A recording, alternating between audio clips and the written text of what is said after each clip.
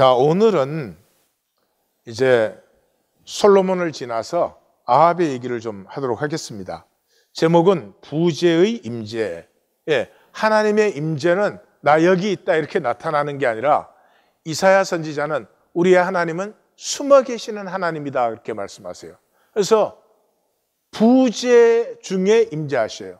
창세기 3장에서 하나님 그 자리에 계셨는데 뱀과 여자가 하나님 안 계신 것처럼 하나님이 이렇게 말씀하시더냐 그게 하나님을 삼자화시켰죠.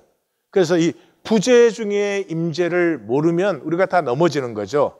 그래서 이 부재 중에 그럼 왜 임재하고 계시냐? 기다리시는 거죠.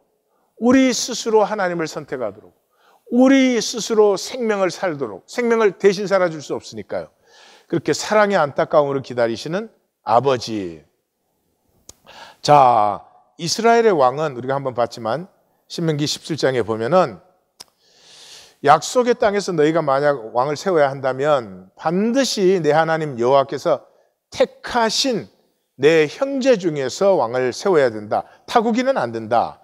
그래서 왕은 절대로 많은 병마를 두어서도 안 되고 그것 때문에 애굽으로 사러 가지 말고 많은 아내를 두어서도 안 되고 많은 은금을 두어서도 안 된다. 그러면 현상 세계가 이걸 보면 그래. 그럼 무슨 재미로 왕하냐? 병마도 없어. 아내도 없어. 돈도 없어. 그럼 무슨 재미로 왕하냐 이래요. 그게 거짓의 사람들이죠. 진실의 사람들은 알죠. 왕의 기쁨은 어디에 있어요? 백성들을 진정으로 섬겨서 백성들이 잘 살게 될 때, 백성들이 서로 하나가 될 때, 그것은 진정한 왕의 기쁨이죠. 그죠? 그래서 이스라엘의 왕은 말씀을 책으로 만들어서 평생 옆에 두고 그 말씀을 읽고 묵상하여 하나님 여호와를 경외하기를 배우고 말씀을 지켜 경외하기를 배우고 그 말씀을 지켜 행하라. 이것이 왕이다. 그래서 그리하면 그의 마음이 그의 형제 위에 교만하지 아니하고 이 명령에서 떠나 좌로나 우로나 치우치지 아니하리니 이스라엘 중에서 그와 그의 자손이 왕위에 있는 날이 장구하리라 말씀드렸지만 성경은 당연한 얘기를 합니다. 절대 오묘한 비밀이 아닙니다. 여러분 우리 조선조의 왕 중에서 세종대왕이 존경을 많이 받잖아요. 왜 존경을 받아요? 백성들의 삶을 어떻게 하든지 좀 도와보려고, 좀 잘 살게, 좀 쉽게 해주려고. 그래서 그 세종대왕이 저렇게 길이 존경을 받는 거 아니겠어요? 그러니까 백성들 위해 교만하지 않고 정말 그 하나님의 말씀의 원리를 따라 백성을 섬기면 그 왕위가 장구한 게 당연한 거죠. 이 아합과 나봇의 얘기가 열왕기상 21장에 나옵니다. 이 처음에 갈등이 일어나요. 아합에게는 땅은 거래의 대상이에요. 그런데 나봇에게는 양도할 수 없는 유업이에요. 왜냐하면 내 것이 아니야. 이 하나님의 것이거든요. 내 것이 아닌데 뭘 내가 마음대로 양도하고 안 하고 그럴 수 없는 거죠. 그래서 2절에 보니까 아합이 나봇에게 일러 가로되 내 포도원이 내 왕궁 가까이 있으니 내게 주어 채소밭을 삼게 하라. 내가 그 대신에 그보다 더 아름다운 포도원을 내게 줄 것이요 만일 내가 원하면 그 값을 돈으로 내게 주리라. 그러니까 나봇이 아합에게 말하되 내 조상의 유업을 왕에게 주기를 여호와께서 금하실지로다 하니 아니 내 조상들의 유업입니다. 내가 어떻게 마음대로 합니까? 내 조상들이 다 동의한다면 그래도 안 될 것은 그 조상들에게 주신 분 또 하나님이시니까. 그래서 이 아합에게 땅은 이미 상품화, 거래의 대상이 되어 있어요. 상품화되면 천박해집니다. 예, 그 오스트레일리아, 뉴질랜드에서 양을 유럽으로 수입합니다. 유럽이 양을 많이 먹으니까.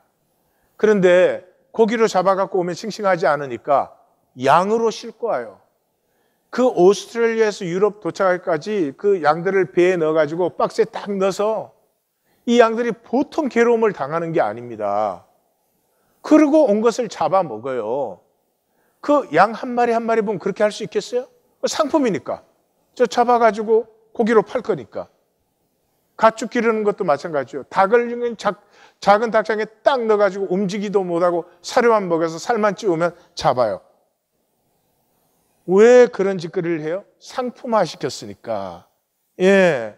그냥 그 잘 자라라고 호르몬을 주고 이 고기 무게 많이 나가게 하려고 도축하기 전에 물을 먹이고 여성이 가장 천박해질 때가 언제예요? 그 여성성을 상품화 시켰을 때죠. 예. 그래서 이 세상에 상품은 없어요. 우리도 어느 것도 상품은 없어요. 하나님이 지으신 세계예요. 그걸 우리가 마음대로 상품화 시켜가지고 돈을 벌고 뭐 어찌고 그러는데 굉장히 웃기는 겁니다. 심판 때에 보면 웃기는 일을 우리가 하는 거죠. 그 다음에 5절에서 7절은 이세벨이 개입을 해요. 아합은 그래도 유업의식은 있어요. 근데 이세벨은 이 천박한 중에 천박한 자예요. 그래서 나중에 천박하게 죽어요. 그래서 4절에 유업을 줄 수 없다 하므로 아합이 근심하고 답답하게 침상에 누워서 식음을 전폐하고 있어요. 그러니까 이세벨이 딱 와가지고 왕이 지금 이스라엘 나라를 다스리니까 우리 번역을 그렇게 했는데 Is this how you act as king over Israel? 예? 이게 당신이 왕이 하는 짓입니까? 이런 거죠. 내가 나봇의 포도원을 왕께 드리리이다. 그러고는 이세벨이 편지를 써요. 이 눈앞의 현상뿐인 이세벨과 아합의 이 어리석음을 좀 보십시오. 그래서 그 편지 사연에 이르기를 금식을 선포하고 나봇을 백성 가운데 높이 앉힌 후 불량배 두 사람을 그 앞에 마주 앉히고 저에게 대하여 전가하기를 내가 하나님과 왕을 저주하였다 하게 하고 곧 저를 끌고 나가서 돌로 쳐 죽이라 하였더라. 그래서 아합이 나봇의 죽었다 함을 듣고 곧 일어나 이스라엘 사람 나봇의 포도원을 취하러 그리로 내려갔더라 이렇게 되어 있어요. 이 현상의 사람 또 보면은 이야 이게 나봇은 저렇게 죽은 건 너무 억울하지 않느냐 이래요. 아니에요. 이 나봇이야말로 영광의 죽음을 죽은 거예요. 현상계라는 것은 있는 것처럼 보이지만 실제하지 않는 이 과정에 불과해요. 이걸 통해서 본질을 가꾸는데 이 나봇은 하나님의 말씀 원리를 지키기 위해서 죽었으니 이 본질계에서는 가장 아름다운 실제가 되어 있는 거죠. 이 본질계를 못 보면 모든 게 이렇게 거꾸로 돼요. 그러고는 나봇이 죽었으니까 아합은 이제 그 포도원을 취하러 떡 내려갔습니다. 그러나 불행하게도 16절은 결말이 아니었습니다. 포도원을 취했습니다. 그러나 하나님이 말씀하세요. 말씀하시는 하나님이 계셔요. 우주는 없어져도 한 획도 변하지 않는 말씀이 계신다고요.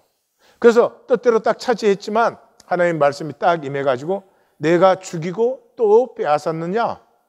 개들이 나봇의 피를 핥은 곳에서 개들이 내 피도 핥으리라.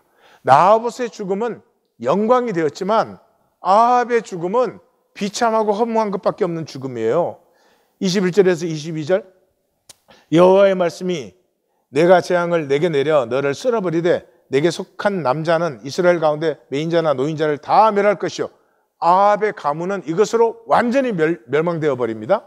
또 내 집으로 느밧의 아들 여로보암의 집처럼 되게 하고 아이의 아들 바하사의 집처럼 되게 하니 이 그냥 대가 완전히 끊어져 버리는 거죠. 그리고 23절에서는 이세벨을 개들이 먹을 것이다 그렇게 하고 24절에 아합에게 속한 자로서 성읍에서 죽은 자는 개들이 먹고 들에서 죽은 자는 공중의 새가 먹으리라. 항상 인생은요 패스트 포워드로 보면 아주 선명합니다. 우리가 죽을 때 우리 일생이 패스트 포워드로 불과 1, 2분 사이에 쫙 드러납니다. 그게 심판이에요. 그때 분명히 봐요. 내가 무엇을 살았는지. 이 아합과 이세벨이 뭐 술수를 써가지고 포도를 딱 차지하는 것 같지만 차지하고 나서 결국은 멸망당하고 자식까지 다 죽고 완전히 패망해요. 인생을 패스트 포워드로 보면 되는데 이게 안 죽을 줄 알아요. 지금 상황과 조건이 영원한 줄 알아요. 그래서 그거 이익을 취하겠다고 하나님의 말씀 원리를 버리는 거죠. 은혜의 유업을 부인한 아합에게 재앙이 유업이 되었어요. 이것이 현상계의 삶이에요. 이게 세상을 사는 삶의 결론이에요. 우리는 이 삶을 살아서는 안 됩니다. 우리는 말씀 원리를 삽니다.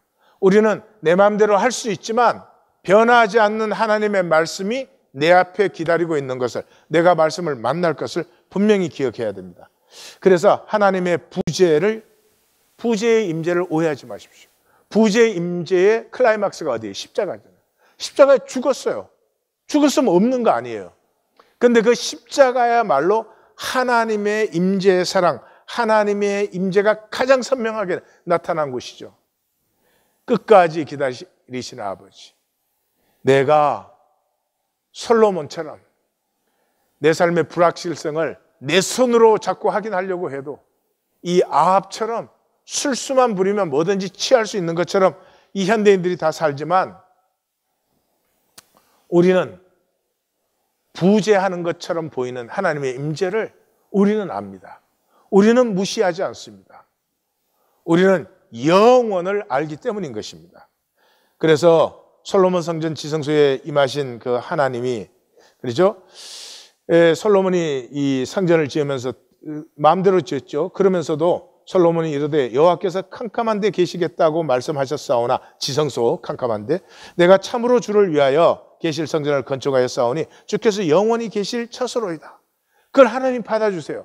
잘 생각해 보세요. 만약에 솔로몬이 이 고백대로 살았더라면, 솔로몬이 왕으로서 하나님의 말씀을 살았더라면, 그러면 하나님은 거기 가만 계셔도 되는 거예요. 움직이지 않아도 하나님의 뜻이 이루어지니까.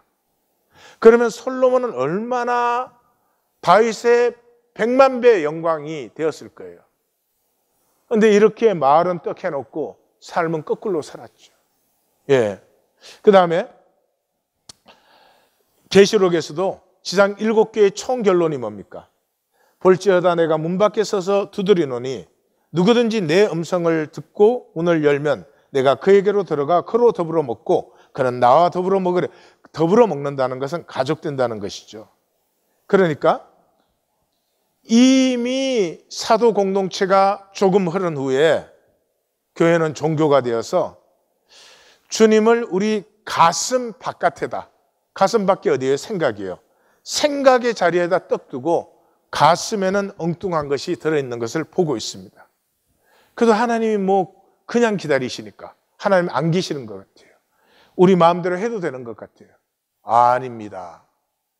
부재 중에 임재하시는 하나님을 기억하시고 경외하심으로 하나님이 부재하였을 때 내가 행사하는 내 다스림의 역사가 하나님의 뜻을 이루고 말씀을 성육시키는 영원한 복이 되시기를 우리 주님의 이름으로 축원합니다.